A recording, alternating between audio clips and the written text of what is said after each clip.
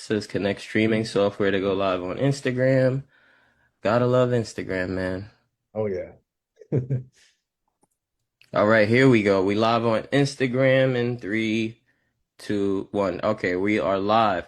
All right, what's up, everybody? So I have here with me Mike Wilson with Shoreline Phone Repair, right? Yes. And Hmm. you're based out of Connecticut. Yep. All right, so the reason that I have him on here today is because I wanted to introduce him to you guys. There may be some of you who are in his area, and maybe you don't currently like the services or the options that are available to you, or maybe you just want to support a new business. So, right now, we're going to go over his business plan and we're going to see, how he plans to help people in the in the in the Connecticut area, in Branford, Connecticut, and some of the surrounding areas. So if you guys have any questions for him, you'll go ahead and be able to ask them in the comments. I have some questions for him as well, and he'll have an opportunity to ask me some questions. But first and foremost, Mike, let everybody know, like, why phone repair? Why start a phone repair business? There's tons of businesses out there, as I'm sure you know. What made you decide to start a phone repair business? Well, I've always been interested in building things and just learning a trade has been kind of an interest of mine.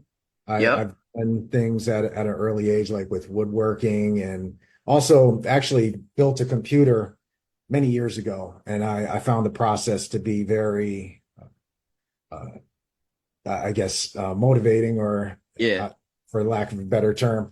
But another reason too is also one of the reasons I want to get into something like a trade is, as everybody knows, AI is real big now, and a lot of jobs are going to get replaced by it. Mm-hmm. But something like a hardware repair, that's a business that you're is going to be something that hopefully a robot's not going to repair anytime soon. So I find that's going to be a good skill to learn, and also something that I can build. So I have two daughters, and maybe help them, get into the business, give them an opportunity when they get out of college, if that's something that they want to do, and also help my family out as well. And I've That's always awesome. Someone asked, will you be buying a mobile van or start using your car? Probably a car at first, but mobile van sounds interesting because that's seems like it's a differentiator.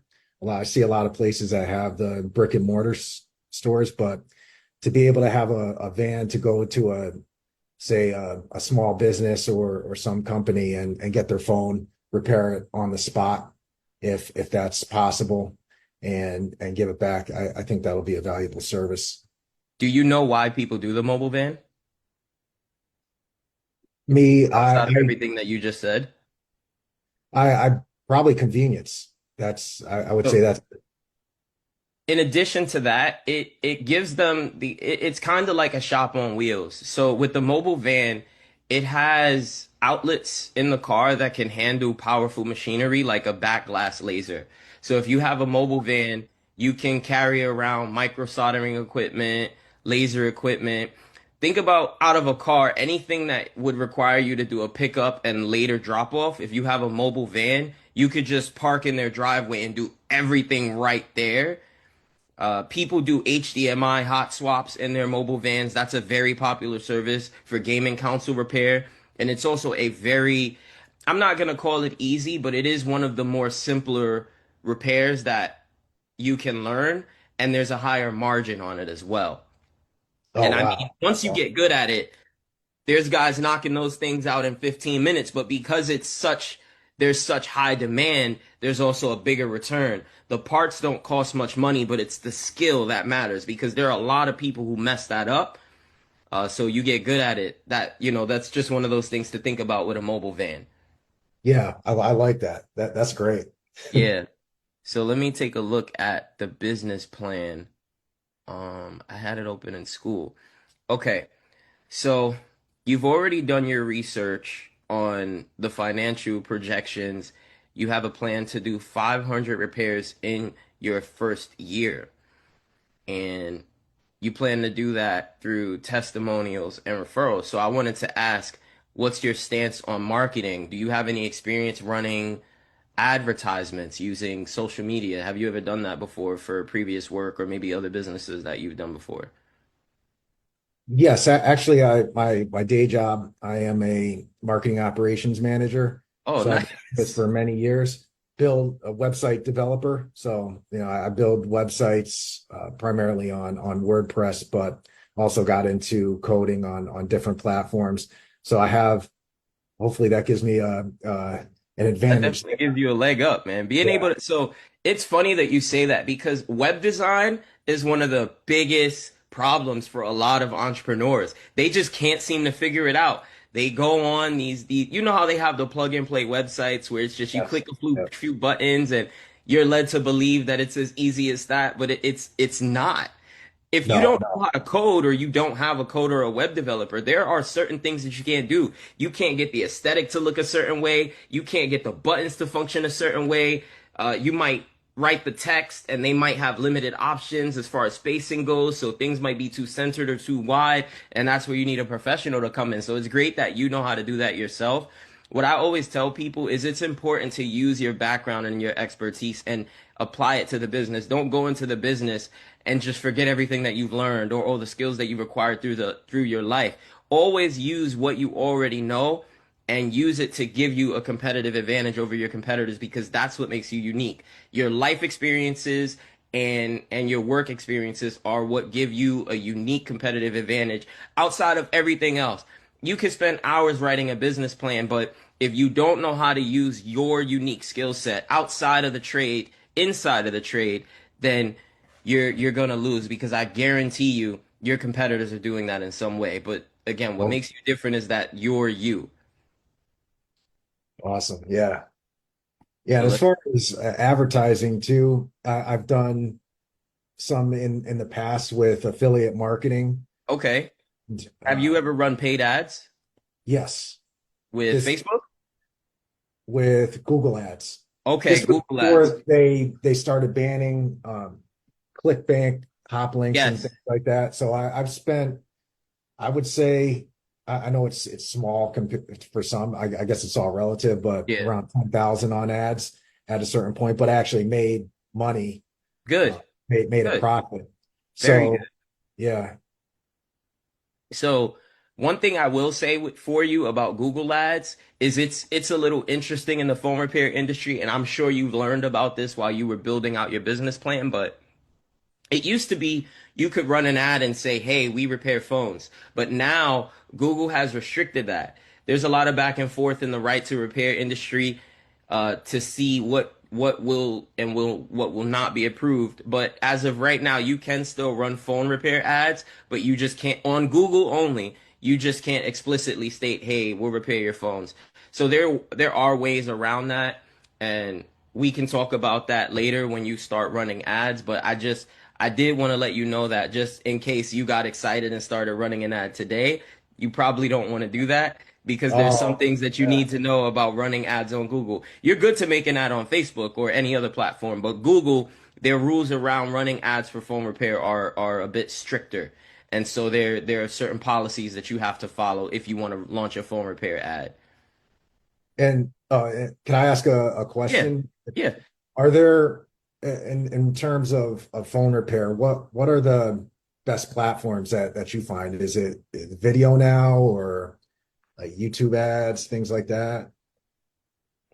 If you want me to be honest, it doesn't and this is unique to the phone repair industry. I mean, any business, but in this industry in particular, people just don't post at all.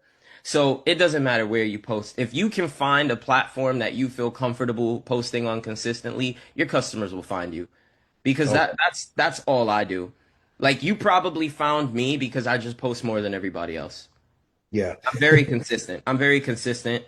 And that's all you really have to do in your phone repair business. I have people hitting me up all the time asking me to fix their phone. Why? Because I'm posting like 3 to 4 times a day. So if you're consistent, I personally like Instagram. But if you check me out now, right now, I'm live on YouTube, I'm live on Instagram, I'm live on Facebook. So if there's anybody watching this and they need help starting a phone repair business, or maybe they want a phone repair, they're in your area, they'll reach out to you. But if they're in my area or they know me, they'll reach out to me, right? So that's kind of how that works. So you just want to, and I mean, I encourage you to go live too when you start your business. Show your customers what you do. I have one of my students who goes live when he does repairs sometimes, and he'll have people come on his live asking him, "What phone are you fixing? Can you fix my phone? Can you fix this issue? Can you fix that Wow. issue?" So, Yeah. yeah, it's just important to remember that the views don't matter as much as the quality does. You can have 2 followers, but if they're 2 engaged followers, you'll make way more money than someone with thousands of followers simply because they have a whole bunch of views on their videos. People think that that means they're making money. That's not the case. You make money from followers that you're connected with. So when you see people with a bunch of comments but they're not replying, which is common in this industry, they're not making money because people want their service or their product, but they're just not talking to them. So I hope that answered the question. Oh yeah. Yeah. Perfect. Thank you. You're welcome. So moving right along, and I said this about you on the live yesterday when you weren't here. I don't know if you had a chance to watch the whole thing, but I was saying I really like how the core values in the mission statement have absolutely nothing to do with you making money. Zero to do with you making money. And one thing I was telling people was that if you lead with making money, then you're not going to make any of it. You have to lead with value. You have to. Customers are going to be coming to you completely oblivious as to what is wrong with their device. And you are going to be their trusted advisor. You need to know that. There are going to be customers that come to you and say, "Hey, I need my screen repaired." You're going to say, "Okay, uh, come on in, let me check it out," or "I'll come to you and check it out." And then you'll get there and they don't even have the phone that they told you they had, or the issue that they thought they had. They have a completely different issue. Mhm. I met a lady one time. She booked a phone repair with the company that I was working with at the time. And I don't know if you know this, but I used to be a certified repair technician with, the people that make the phones that we repair. And I don't want to say the name for trademark reasons, but uh, she said, "Oh, I need a new screen." And I get there and I couldn't even do the repair because they don't let you fix phones when the screen is already hanging off the device. Oh, And but the good news is, as a third party repair technician, you can still work on those phones. But typically, when you get a phone like that, there's going to be some troubleshooting that you have to go through before you can fix the issue. And there are some repair technicians that'll charge $100 in diagnostic fees only for them to not even be able to fix the phone for people. And you have to decide. And I think because of your core value and your mission statement, I think you already kind of have an idea of which direction you're going to go with that, right? yes. Charging people diagnostic fees for certain things just isn't right. And then there's times where it makes sense. Yeah. Like I didn't charge her anything for going out, because I couldn't do the repair anyway. I could have, but you have to look at the lifetime customer value, and people that break their devices don't just do it once. And so if Yeah. you treat them good the first time, they'll stay with you forever. And everybody watching, I want you to understand that in case you're thinking about starting a phone repair business. Somebody said Money Talks Wireless, Bridgeport, Connecticut on YouTube is the best example of something that I was talking about in the video. So, yeah, definitely check them out. I think they're in your area, so you could probably get some ideas from them. And one thing that I always tell people too is collaboration over competition. Uh, there might be a lot of phone repair shops in your area that are threatened by you, and that's fine. They won't be successful. The ones that will be are the ones that learned how to work with you. There are a lot of phone repair shops, and they don't. Here's another thing. There's a lot of phone repair shops, and most of them don't know how to staff and hire. In a post I made earlier on Facebook, I was talking about how retention in our industry for employees, it's there's a 50 to 70% turnover rate. The Oh, reason wow. is, yeah, yeah. So that you, and this is within the first year. So most people that start repairing phones working for somebody, they quit within the first year because most of the managers in this industry just have no idea how to lead people. They have no idea how to grow people. The most common problem that I have when I talk to a phone repair shop manager is that they're afraid to teach people how to grow because they don't want to create competition. And the reality that they have failed to face is that if someone wants to compete with you, they're going to compete with you. But if you learn how to grow people and you create the positions for them that they want, they will stay with you forever. I was Yeah. in Dallas earlier this week having this exact same conversation with a store owner and his employees. And I told the employee, I said, I'm not here for your boss. I'm here for you. Because if I can grow you from the position that you're in now to owning your own store, then he gets to open a second location. You're happy because you have all of the systems and support in place to make the money that you want to make because now your income is uncapped. And he's happy because he has someone that can lead. And now you guys are doing this together instead of doing it apart. Collaboration over competition. You reach out to phone repair stores in your area. Hey, do you need a mobile phone repair tech? I've been in business for X amount of time and I have a strong customer base and I have great reviews. I would love to work with your store. Instead of them losing the business, now they can send it to you. Or if there's a repair that you can't do that requires a physical location, you can send it to them. Remember, it's not about the money. It's about providing a great service. So I'm just giving this to you because I want you and everybody watching to think about these things. It's my goal to change the culture in our industry because everybody's always against each other when really we just need to work together. I've worked with so many phone repair shops that had the mindset of everybody is out to get me or everybody is against me, and I've helped them shift their perspective and now they're doing so much better than they were before. Somebody said, totally agree, just formed a partnership with a local repair shop. Now I send customers to them and get a 20% cut. And this is someone who does mobile repairs.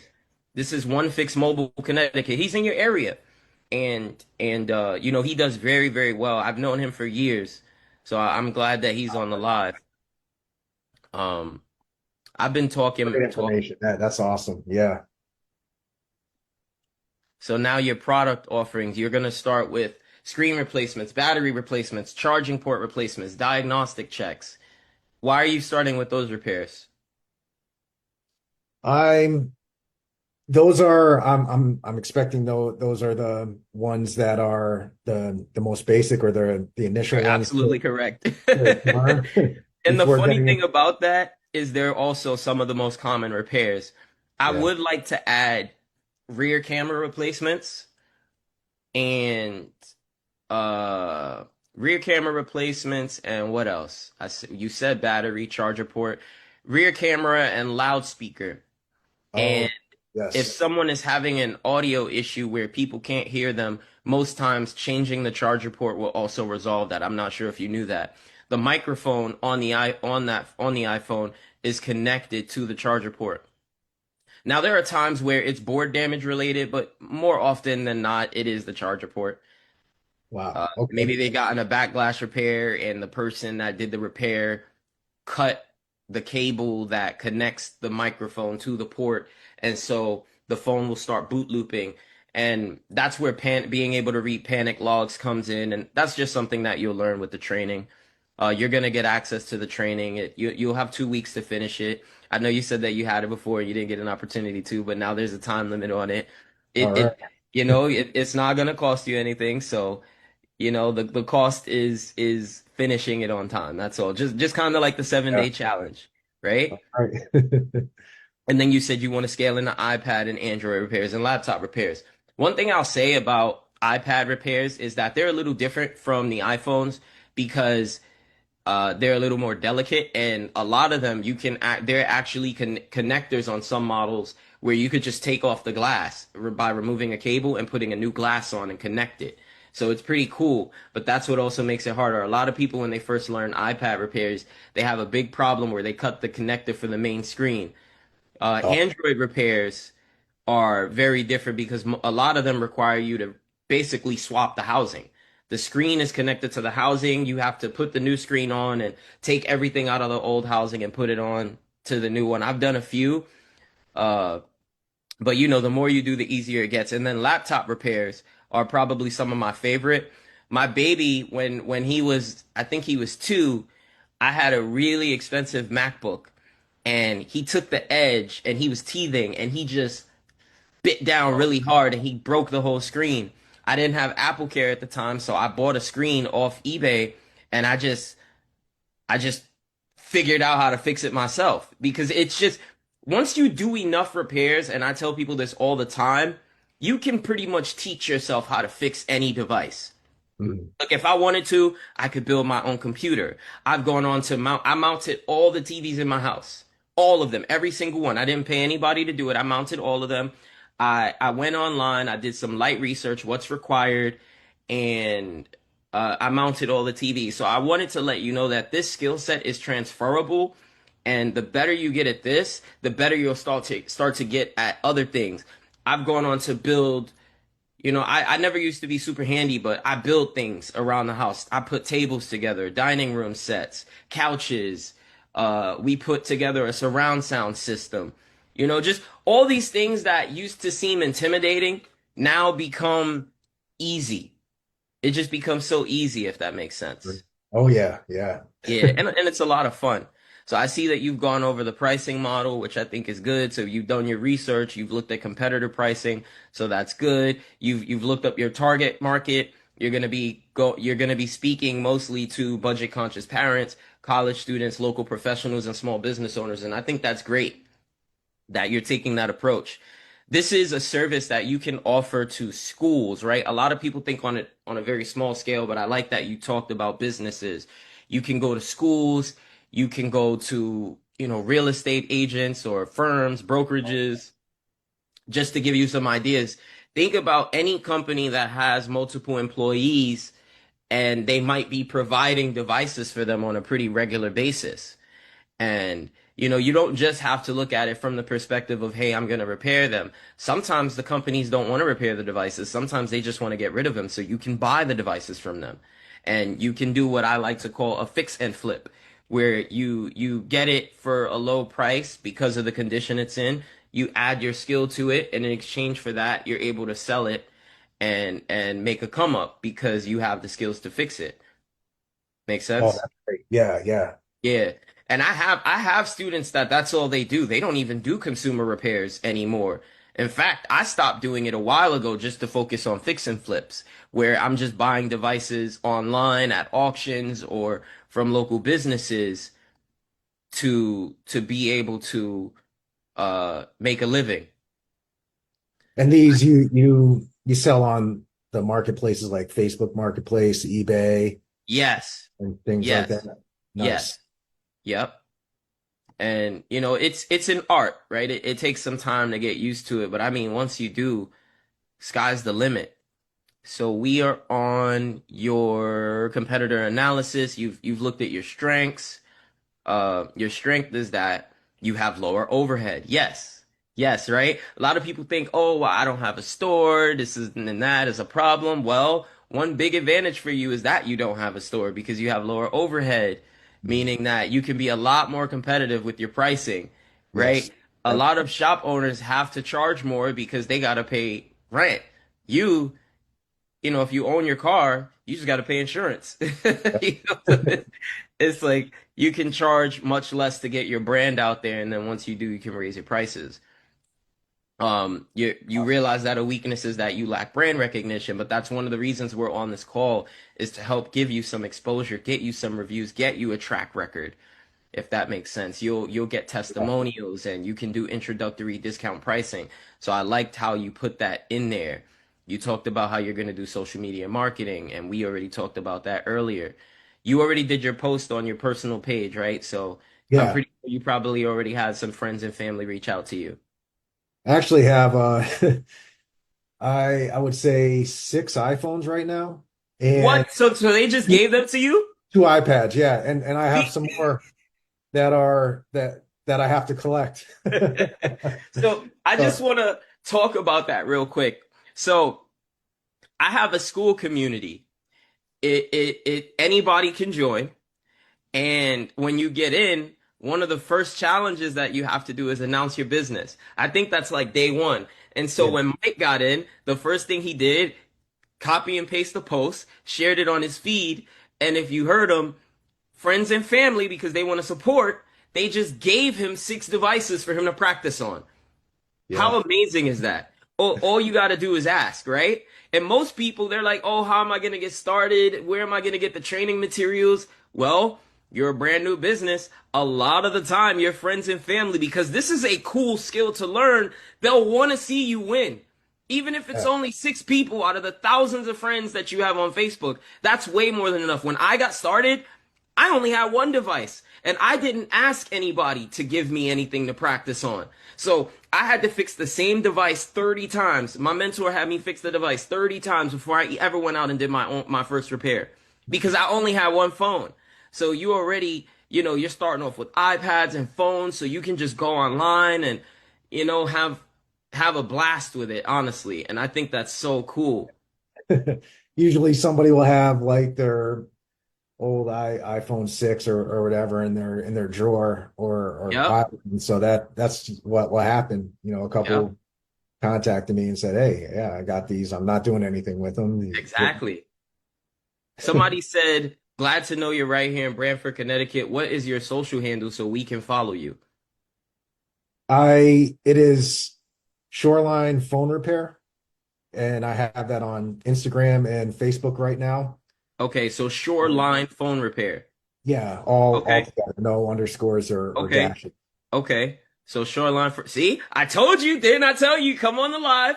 I said somebody in your area is gonna be on the live and they're That's gonna want awesome. to follow you. That's awesome. That's awesome. See, you're already getting the exposure. And again, collaboration over competition, right? I have 93,000 followers. You think I'm worried about somebody going to you, losing customers? No, because I'm not in Connecticut. And even if I was, I have so many people in New York that I tell people about. You know what I mean? They see Great. us all working together. We're a community. We're gonna dominate the space because everybody is not like-minded like that. Everybody doesn't want to work together. Everybody doesn't want to help each other. And like I said, people are too focused on money.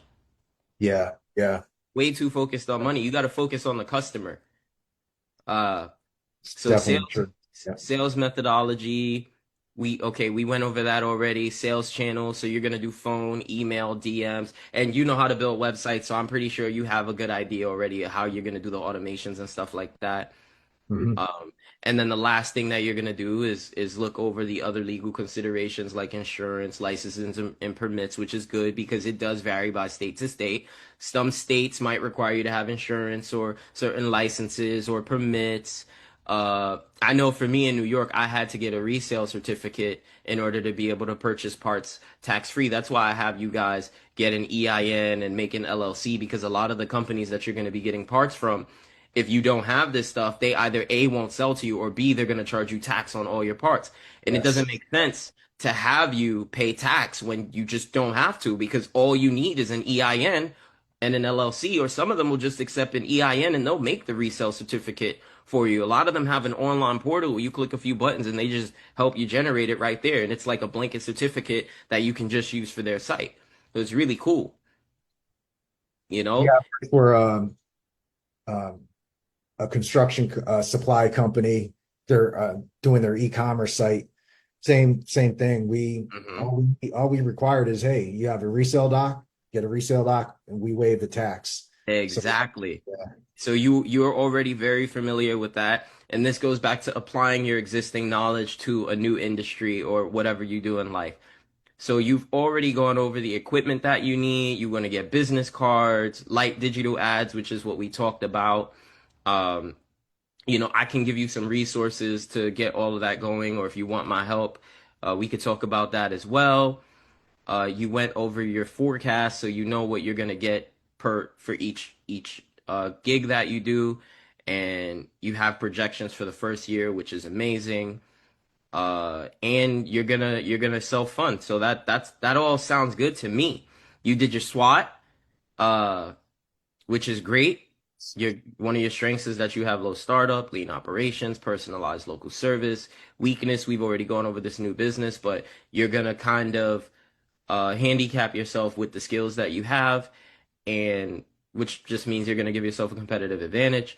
Uh, Opportunities, high demand. Yep, there is a high demand. There's just not enough phone repair technicians out there.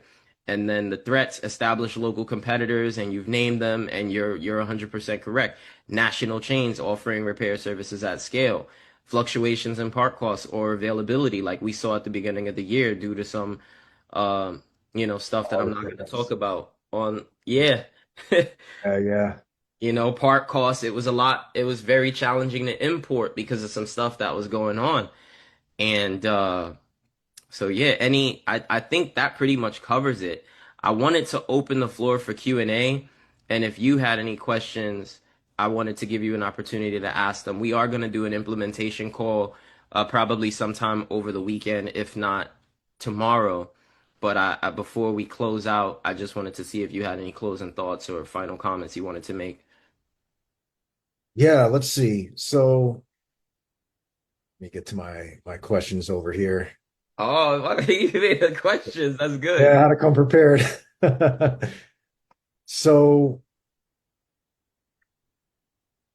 I think you spoke a little bit about this. This one is more of a for new entrepreneurs and especially in phone repair. What are some of the common mistakes that you see that new repair technicians or entrepreneurs make, and what's the best way to avoid those? I know that you spoke about the thinking competition instead of collaboration. That was a great one to. So, and I actually learned that from one of my buddies that has a shop in Savannah, Savannah Eye Doctor. He is one of my favorite phone repair technicians in the game. He's brilliant. He has a huge following on social media, just like me.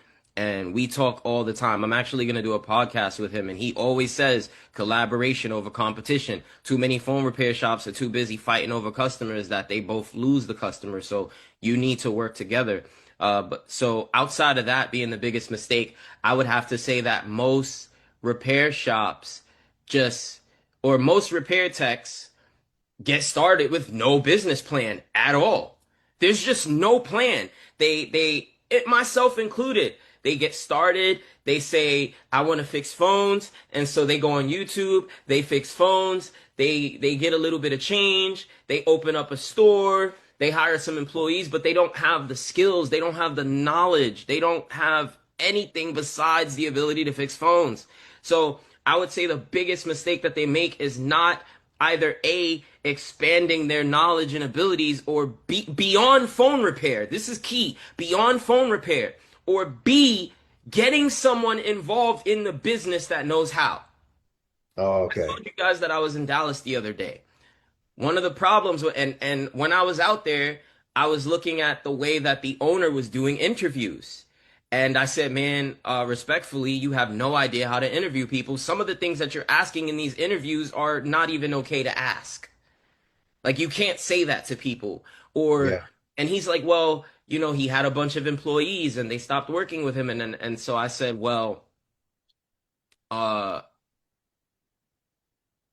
employee retention starts at the interview. If you Wow. want somebody to Yeah. work with you for 5 years, you have to convince them to do that at the interview. And if you're not interviewing properly, you're not going to be able to do that. I did an interview with someone because I'm going to be flying around the country helping phone repair shops and phone repair techs scale their businesses. And one of the people that I'm working with, they want to scale to 12 employees in the next year to 16 months. And I said, I'm not going to be able to do that alone. And I know my own limitations. So I interviewed somebody yesterday for, and I'll tie it all in, but I interviewed somebody yesterday for a senior talent acquisition position. And during the interview, I said, um, you're going to notice that the difference between me and a lot of other managers that you interviewed with is that I need you. I don't think that you need me. And she made a face. And I said, yeah, so when I'm hiring people, I let them know right up front that I know that I need them. And I said, I want to make sure that you understand your worth. So my interviews are very unconventional. I said that one of the first things that I said to her is, so we've already discussed your salary requirements, but I said, how much do you want to make? And this is one of my favorite questions to ask people in an interview because I've never been asked this question. And she told me what her salary, what she wanted to make. And I said, okay, what are you going to do when you make that? She said, well, I'm going to travel the world. And so I said, well, this is what it's going to take to get there if you work with me. And I said, if I get you there, how long would you work with me? And she basically said, forever. I said, so there's nothing else that you would do if I get you there. She said, no. And I said, this is what I need you to help me do with the phone repair shop owners. The exact rapport that we built in this interview, I need you to help me build with everybody that we hire for shops all around America. And she was just like, when can I start? That's Like, you awesome. know what I mean? So that's the type of energy that you need to have when you're interviewing people. And I'm able to do that because I've worked in HR, right? I went to college. I got my degree in business. I studied psychology. So I know all the things that make people tick and I know how to build a team. One of That's my employees, I helped them buy a house in another country. I helped them get their first car. So these are the type of impacts that you need to make. And I tell employers all the time, people don't stay for money. They stay for you. And if they don't love you like you are family, they will go to someone else that makes them feel that way. And that is a very hard thing to do. It's a very hard thing to do. So to tie it all in, the biggest mistake that phone repair techs make or shop owners is that they get started way too quickly with not enough proper training, and B, they lose people because they don't know how to grow people. They're too focused on competition. They don't know how to collaborate. They don't know how to grow their staff. They don't know how to grow their team. They don't know how to interview. They don't know how to hire. They don't know how to fire. They just don't know all the things to do to run a business. All they know how to do is fix phones. And because a lot of them are very cheap, they try to do it all and their whole business ends up falling apart because they don't use the resources to bring people on board that know how to do these things that they don't know how to do. They don't realize their own limitations. They don't realize their weaknesses and they don't hire those weaknesses.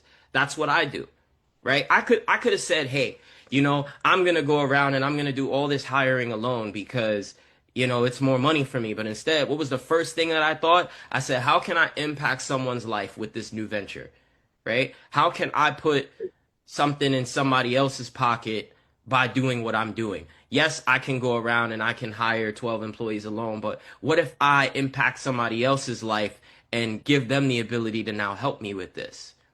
Right? I'm sharing the wealth. I don't have to. I could 100% do it alone. But I'll be making enough to where I can bring somebody on board and that it's just going to be a more positive experience for everybody. Now you have a dedicated person hiring your team. You know what I mean?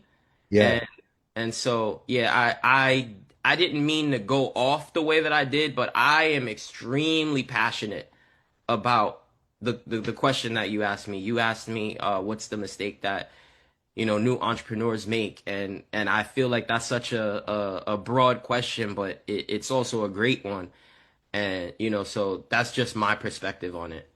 Awesome. Yeah. Oh, I appreciate that. That's great. Great information. Let's see. So, What else?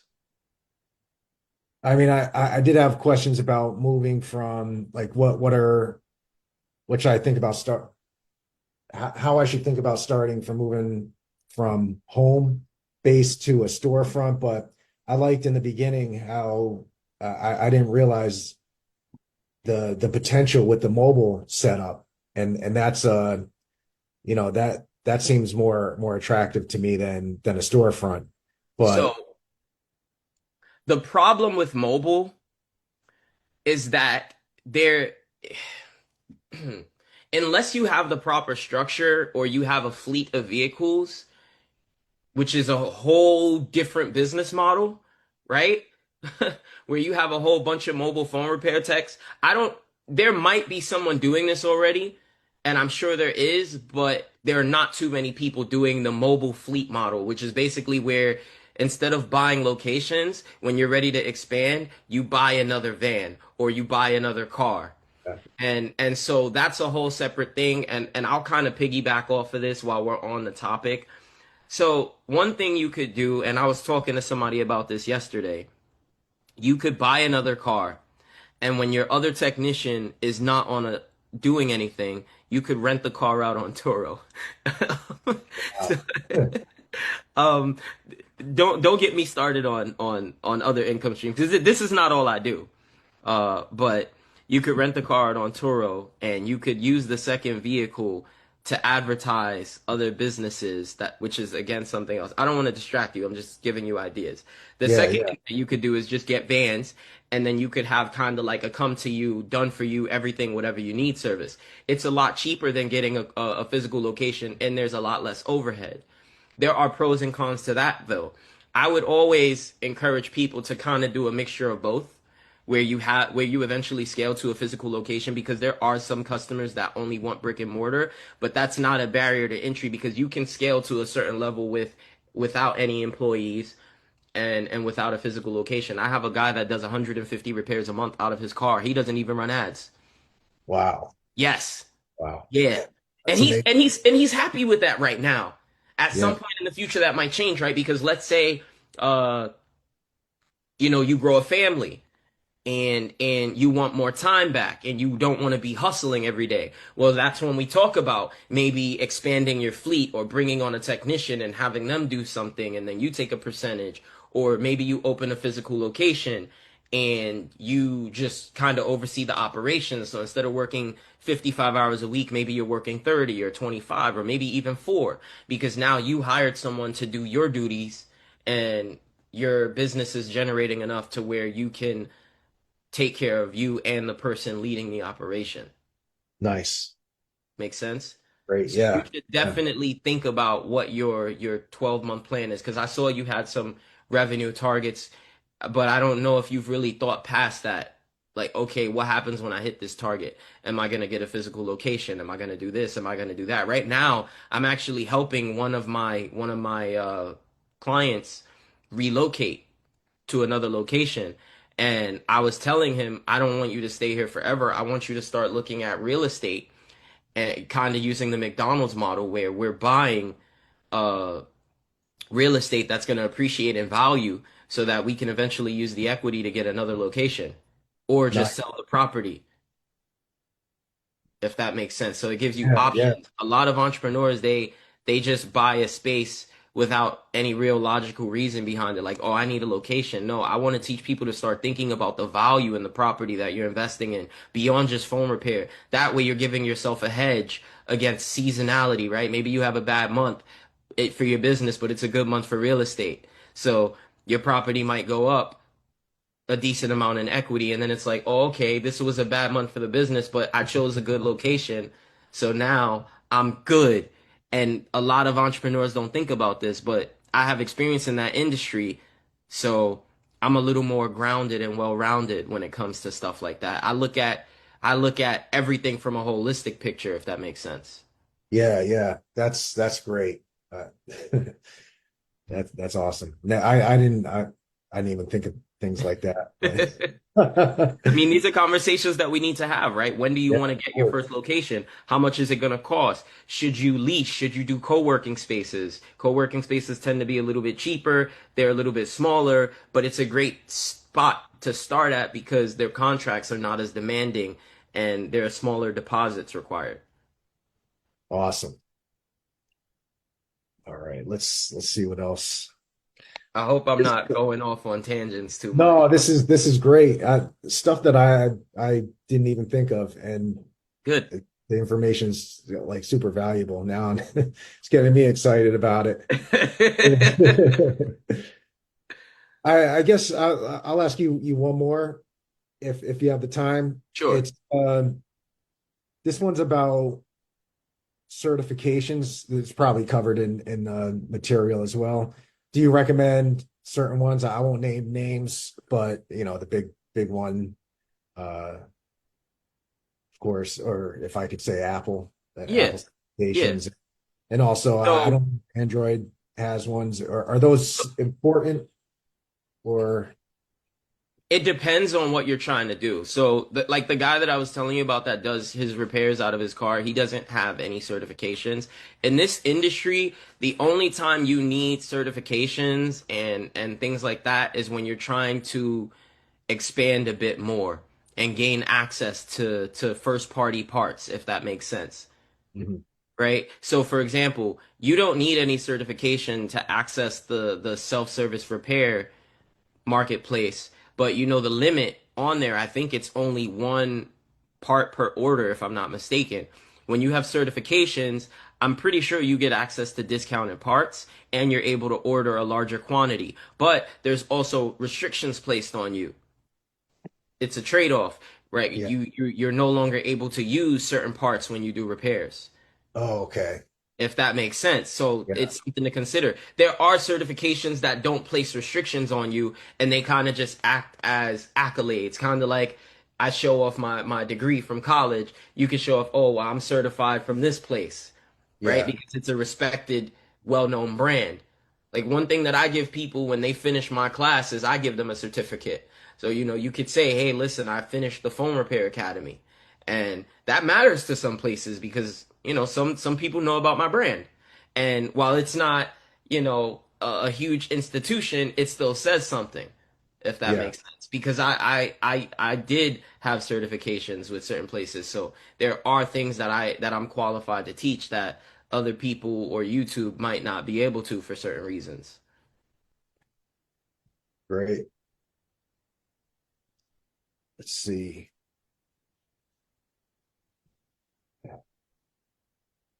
I asked some of these during the call where the different marketing channels, which one are, let's see.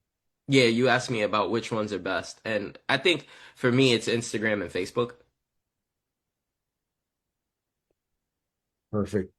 And then there's I know some of the most common issues are the screens, batteries, charging ports, like we talked about.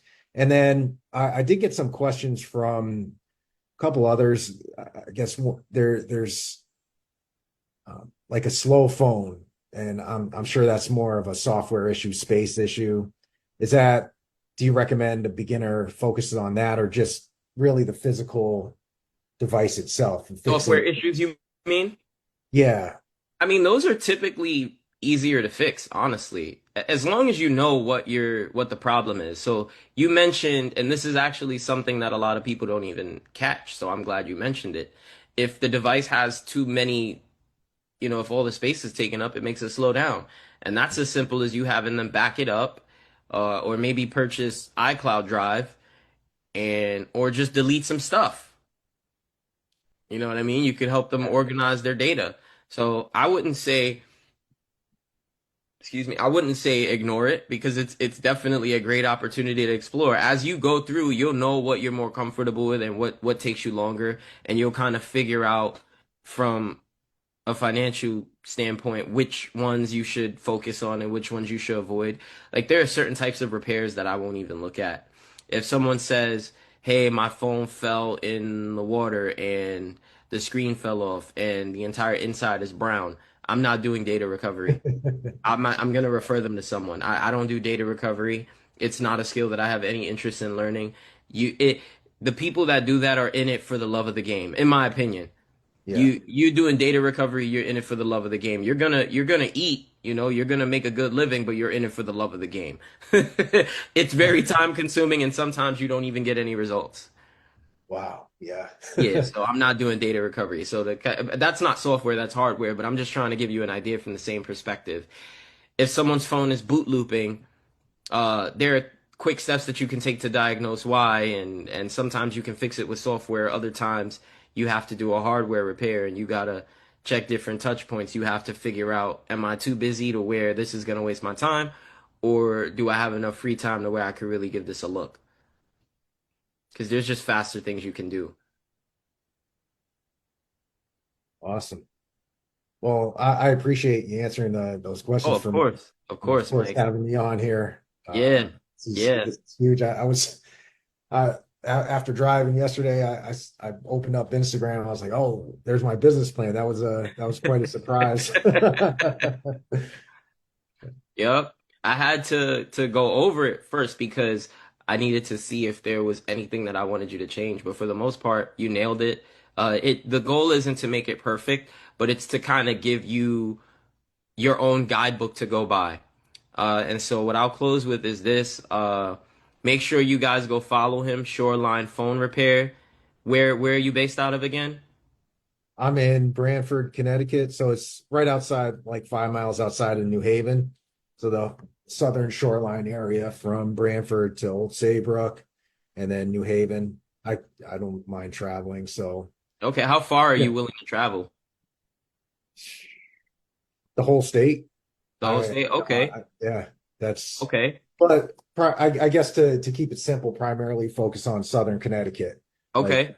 New Haven area, Right, all the way right, right. to Saybrook, maybe down to say Milford, right at the edge of Fairfield County, and then from there expanding on. Awesome, awesome. So if you guys are interested in learning how to repair phones, you can go ahead and you can follow my page, PRA Blueprint. You can send me a direct message and I'll link you to it. I have the school group link in my bio. So we have a 7 day challenge going on. The reason Mike is on this call is because he completed the challenge.